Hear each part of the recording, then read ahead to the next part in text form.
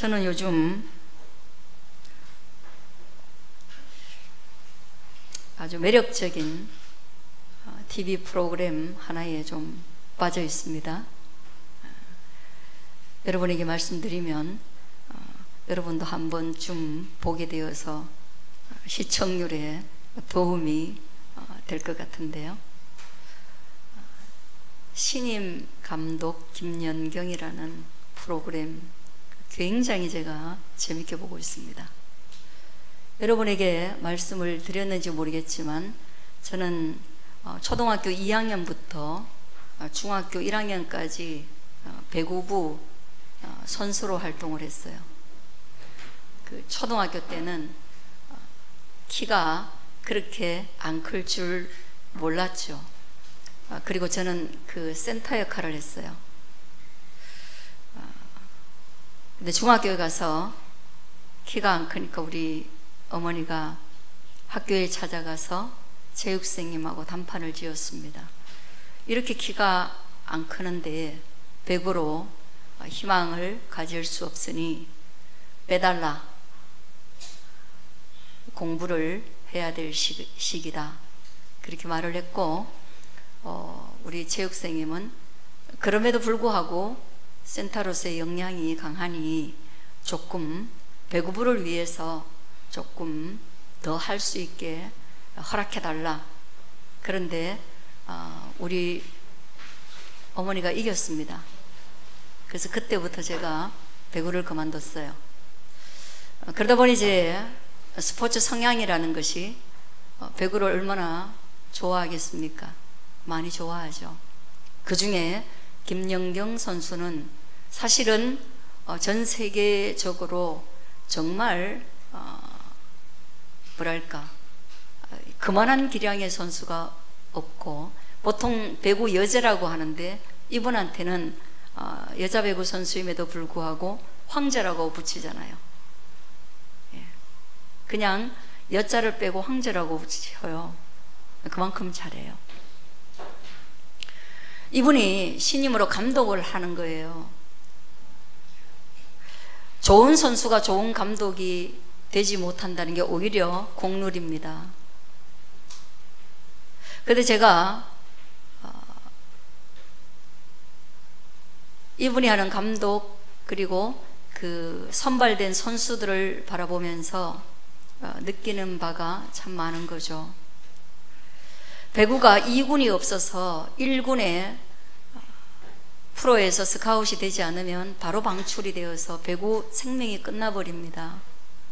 그래서 MBC가 기획한 건데요, 이 8번째 구단을 잘 만들고 훈련해서 8번째 프로 구단이 되거나 아니면 2군을 만들어서 방출되는 선수들에게 세컨 찬스를 주자는 거예요.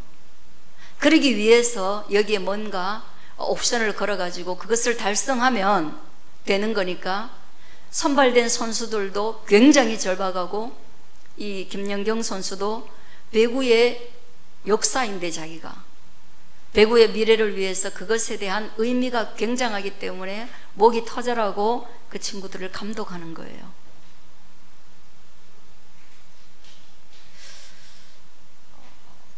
그때 제가 느끼는 거는 이겁니다. 평소에는 저희가 감독의 목소리를 잘 못 듣잖아요. 배구하는 코트에서 감독 소리를 못 듣고 으쌰으쌰 하고 우리는 그 경기를 보기 바쁘잖아요. 근데 이거는 포커스가 감독이거든요. 선수들이 정말 감독 입만 바라보고 있더라고요. 그리고 감독이 하라 하는 대로 하면 무조건 성공해요. 그러니까 선수들은 감독을 따르고 싶은 거예요. 따라가고 싶은 거예요. 근데 문제는 뭐냐 하면 기량이 안 되는 거예요. 하라는 대로 하고 싶은데 저기 넣어 하면, 거기 넣으면 무조건 이기는 거예요. 여기가 비었어 하면 그렇게 되는 거예요. 브로킹 할 때 중간에 공간이 뜨면 안 돼 이렇게 말하면 그렇게 떴을 때 골을 먹고, 뜨지 않으면 성공하는 거예요. 역량이 안 돼서 순종하지 못하는 거예요. 그런데 순종하면 이기는 거예요. 제가 계속 이 배구 얘기를 하면 좋겠지만 말씀으로 돌아가고자 해요. 여러분, 우리는 우리의 인생에 수많은 방법, 이기는 방법에 대해서 기록해 놓은 하나님의 말씀인 성경을 가지고 있습니다. 그런데 어느 타이밍에, 어떤 상황에 그 성경의 어느 부분을 주목하고 어느 지시를 따라야 할지 헷갈리는 것이죠. 그죠? 그러나 그 말씀을 따르면 우리가 역량이 부족하고 실력이 부족하고 방황하고 때로는 온전한 순종이 아닐 수도 있지만 그것을 따르면 결론은 뭐냐? 그 선택은 성공한다라는 것을 오늘 이 본문이 보여줍니다. 저는 그 말을 여러분에게 하고 싶은 것입니다. 여러분과 저의 관계도 마찬가지입니다. 또 여러분이 맺고 있는 수많은 관계에서 서로 순종할 수 있다면, 서로의 말을 들어줄 수 있고 그 서로의 말이 지시하는 행동을 할 수 있다면 그것은 참 좋은 일입니다. 그리고 그렇게 했을 때 관계가 대단히 매끄러워집니다. 그래서 서로의 순종을 따라서 그 관계는 좋아질 수 있고 나빠질 수도 있는 거예요. 그래서 누구라도 순종하면 관계가 좋아져요. 그런데 그 관계 좋은 것보다 훨씬 더 놀라운 순종의 결과가 있으니 그게 뭐냐? 오늘 성경에서는 그것을 승리라고 말하고 있습니다. 순종은 좋은 관계를 가져오지만 더 놀라운 것은 순종은 승리로 우리를 이끌어간다는 거예요. 믿으시기를 축원합니다. 바울은 여러 군데에서 복음을 전했지요. 그리고 오늘 본문에서도 이곳저곳 얼마나 많은 장소에 가서 복음을 전했는지 우리에게 말하고 있습니다. 그리고 오늘 본문에서 핵심적으로 말하는 것은 바울이 이제 목적한 바 예루살렘을 향해서 가야 되겠다라고 생각을 하는데, 그 예루살렘으로 가지 말라고 하는 그룹들이 세 그룹이나 등장을 합니다.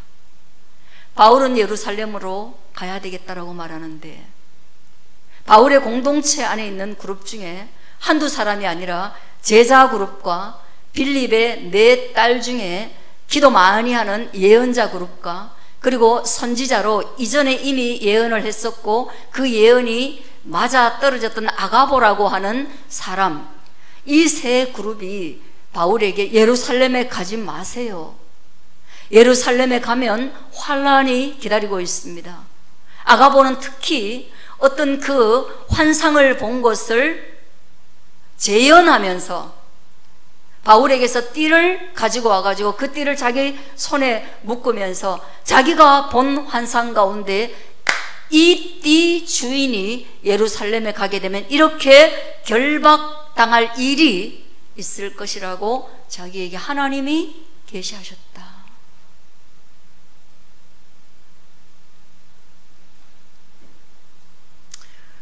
여러분, 우리는 누군가 내 선택에 대해서 반대할 때 그 반대가 불편할 수 있죠. 누군가 내 선택을 무작위적으로 무조건적으로 응원해주면 그게 오히려 마음이 편하죠. 좋죠, 우리는. 그죠? 그러나 또 하나, 어떤 조언은 맞는 말이긴 한데 내가 따르기 어렵기도 하고 또 그 조언이 내게 쓴 약이 되기도 한다는 거예요. 그 조언을 따라가면 결과가 어떻게 될지 불안한 요소가 있다는 거예요.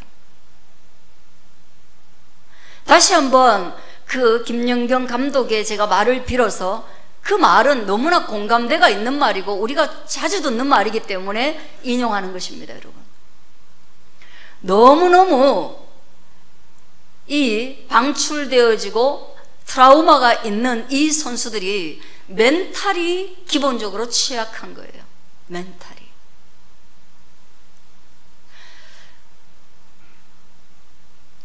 청중에게서, 프로에서 버림받았잖아요. 실패의 트라우마가 있잖아요. 그러다 보니까 어떤 감독의 지시를 받고 그것을 행동하는데 거기에 자신감이 없는 거예요. 그때 이런 말을 하더라고요. 그는 신임 감독이거든요. 감독으로서 실력이 검증되지 않았거든요. 그럼에도 불구하고 그들에게 이렇게 얘기해요. 내가 하는 말을 믿고 한번 따라와라. 내가 너에게 지시하고 코치하고 감독하는 그 말을 두려움 없이 한번 나를 믿고 그렇게 한번 자신감 있게 사정없이 때려봐라 이러더라고요. 용기를 주는 말이죠. 그죠? 감독이 그렇게 말해요. 사정없이 한번 해봐라. 그러면 우리가 좀 따라갈 수 있지 않겠어요? 그런데 이 말하는 그룹들이요, 이 김연경과 같이 기도하는 그룹인 거예요. 7 집사 중에 한 사람인 빌립의 딸들도요, 결혼도 안 하고 믿음 생활하던 기도하는 사람이었고, 아가보도 그러고 또 바울의 제자들도 그런 거예요. 그들의 말의 무게가 성경적인 거예요. 그들도 하나님을 아는 거예요. 그러면 따라야 될 가치와 무게가 있는 거죠. 여러분도 무게 있는 사람의 조언은 그렇잖아요. 한 번 더 생각하게 하잖아요. 자, 그런데 바울이 특이한 이야기를 합니다.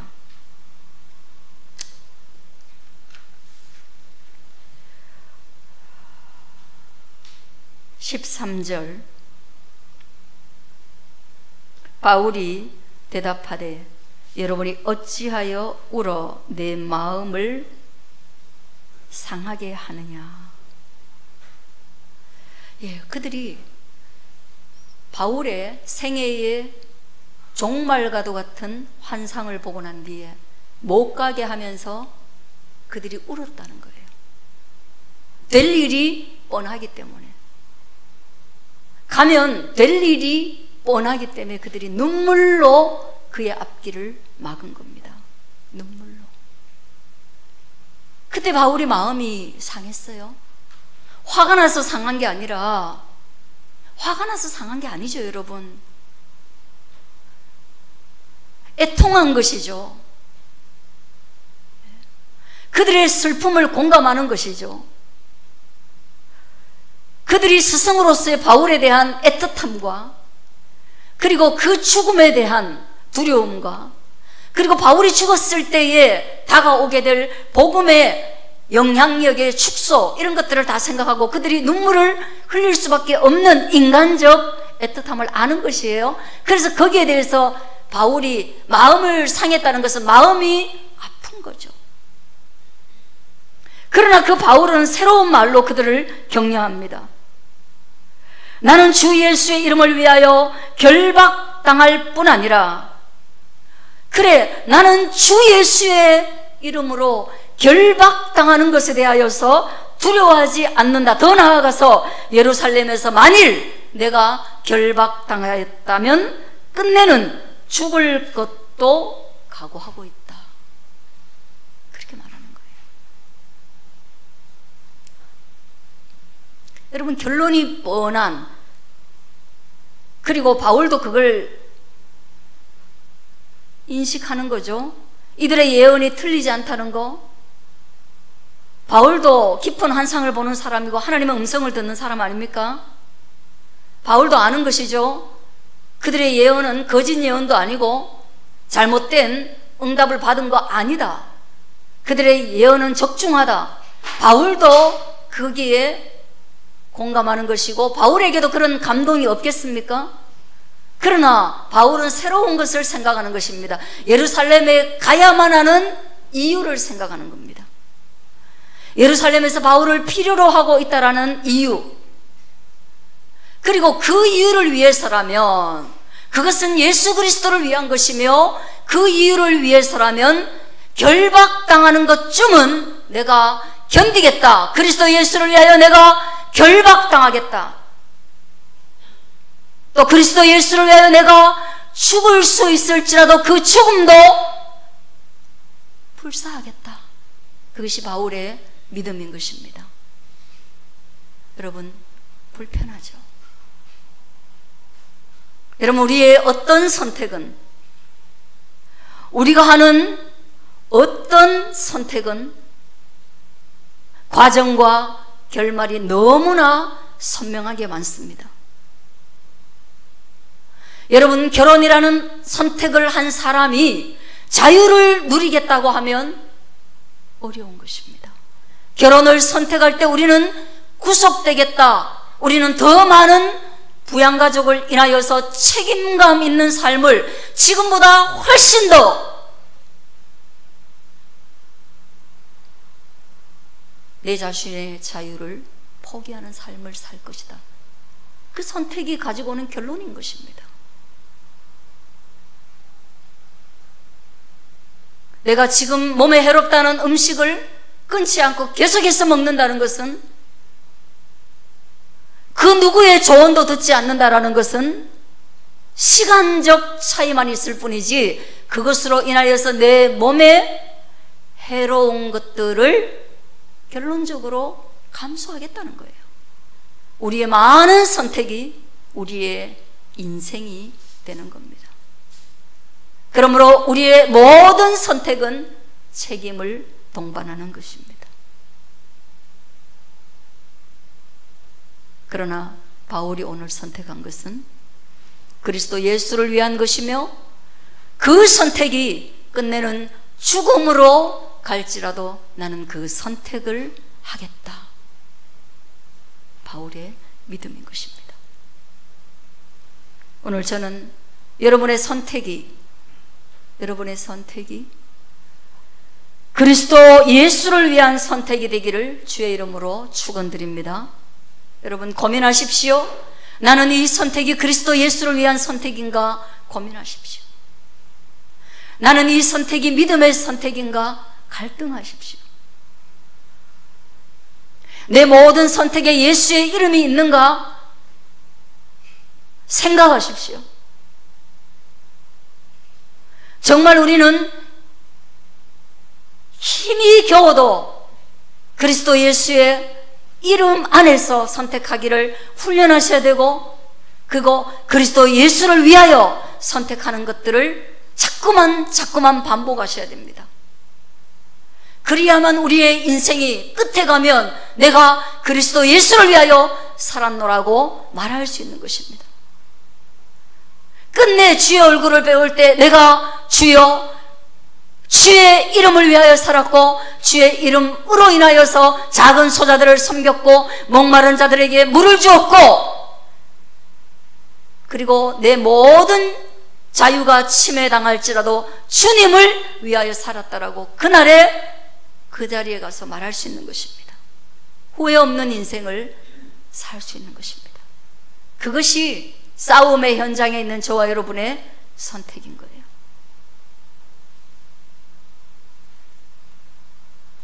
우리는 여기에서 그리스도 예수를 위하여 할 것인가, 나를 위하여 할 것인가 고민하고 싸우는 존재들 아닙니까?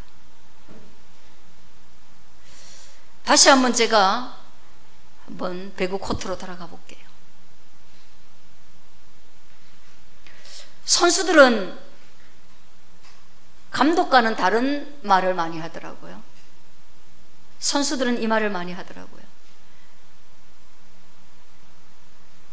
잘하자는 말과 힘내자라는 말, 그 다음 또 하나 제 마음에 남는 말인데, 그거는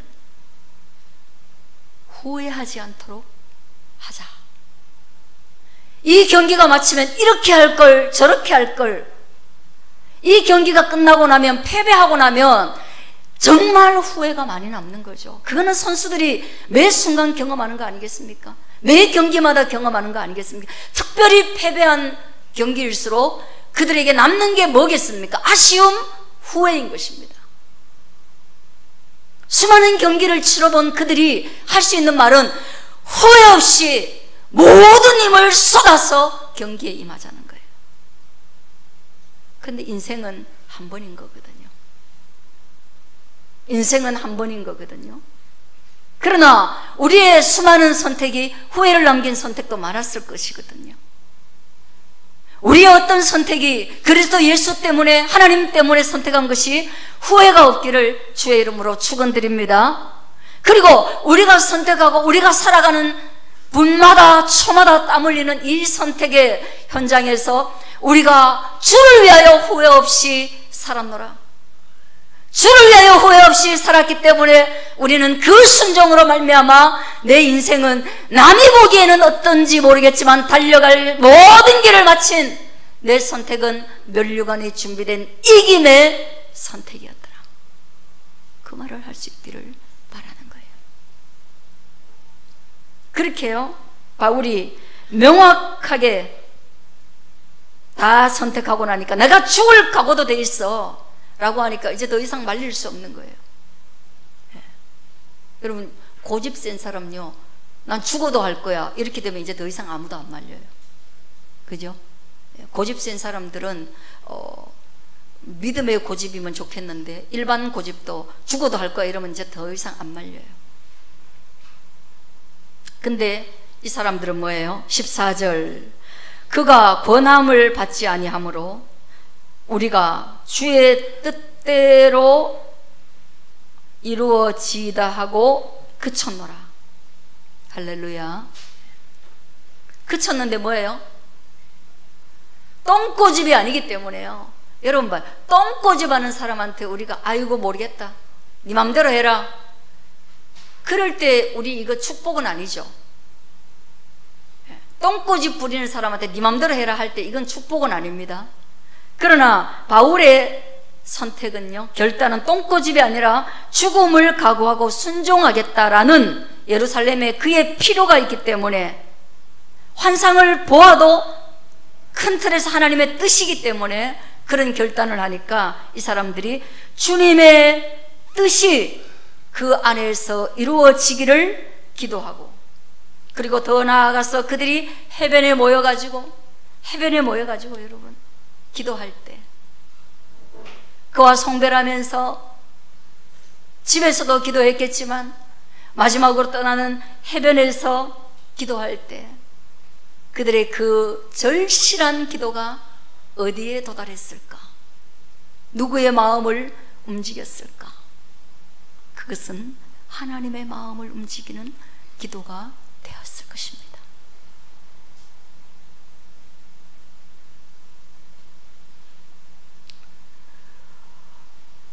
군대 갈 때요, 전장이잖아요. 우리가 지금 군대 갈 때, 군대 가서 잘 죽는 사람 못 보니까 그냥 가볍게 얘기지만 다 간다, 금방 간다 이러지만 실제로 거긴 전장입니다. 그럴 때 집에서도 애틋하지만요, 빡빡머리 깎고 마지막에 군복 입고 진짜 전투복 입고 전사가 되었을 때, 군인이 되었을 때 느끼는 마음은 완전히 다른 것입니다. 그때 우리는 기도하는 것이죠.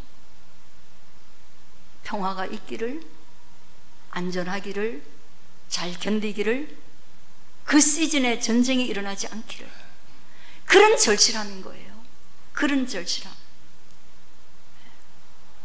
그래서 지금 수능이 가까워 오는데요, 잘 치겠지, 예, 모든 사람이 수능을 칩니다. 그러나 그 긴장감이라는 것이 어디에서 폭발하느냐? 예, 정말 교문 앞에 내려주고 나면요, 아직은 여러분들이 뭐 그거 아니지만 교문 앞에 내려주고 나면 정말 뭐랄까, 그 긴장감이 너무 뭐랄까, 한참을 거기에서 시동 걸고 집으로 돌아오질 못해요. 저만 별난 게 아니에요. 다 그래요. 돌아와야죠, 당연히. 얼마나 긴 시간인데요. 근데 딱 보내고 시험 잘 치라 하고 뒷모습, 뒷꼭지 딱 사라지고 나면 기운이 뚝 떨어지면서 차에 한참 앉아 있어야 돼요. 그래서 우리는 현장의 기도를 소중히 여기는 겁니다. 현장의 기도. 거기에 비하면 아무것도 아닌 상황에서도 우리가 기도하잖아요. 유치원에 갔을 때, 그 다음에 초등학교 1학년 이제 들어가가지고 할 때, 그죠? 그때 그 마치는 시간 기다리면서 벽 잡고 막 기도하고 이랬거든요. 그 현장의 기도라는 거예요, 현장에. 그래서 우리가 우리의 선택이 무거울수록 이 선택의 결과가 죽음을 불사할수록 이 선택의 결과가 여러분 우리 인생 전체를 좌우할수록 우리의 기도는 뭐예요? 현장 가까운 데서 뜨겁게 절실하게 하는 기도가 필요한 것입니다. 저는 그래서 여러분들이 사업의 현장에서 뜨겁게 눈물을 흘려 기도하기를 축원합니다. 그 마당을 돌면서 하나님, 여기가 내 전장인데 내가 여기서 죽을 각오도 되어 있습니다 라고 기도할 수 있기를 축원하는 것입니다. 때로는 무너져가는 마음을 부여잡고 기도하는 것입니다. 때로는 헝클어진 마음을 부여잡고 기도하는 것입니다. 그 현장이 우리에게 얼마나 소중한지 알기 때문에 그렇게 하는 것입니다. 예. 저는 그런 긴장감을 하나님 앞에서 오늘 바울과 같이 가지게 되기를 원하고, 그런 절실한 기도가 있었기 때문에 바울이 예루살렘에서 결박당했지만 죽었느냐? 죽지 않았습니다. 살았습니다. 살았습니다. 오히려 그는 로마로 이송되어서 로마의 복음을 전하게 되는, 가택연금 상태에 있는 로마에서도 여전히 복음을 전하게 되는 기회를 얻게 된 것입니다. 더 나은 기회를. 갈 수 없는 로마를 돈 하나도 안 들이고 정치적 이유로 이송되면서 그쪽으로 복음을 들고 가게 되는 것입니다. 그러므로 순종하는 길에는 반드시 이김이 있으니 오늘 여러분의 중요한 선택일수록 믿음이 있기를 축원합니다. 기도하겠습니다.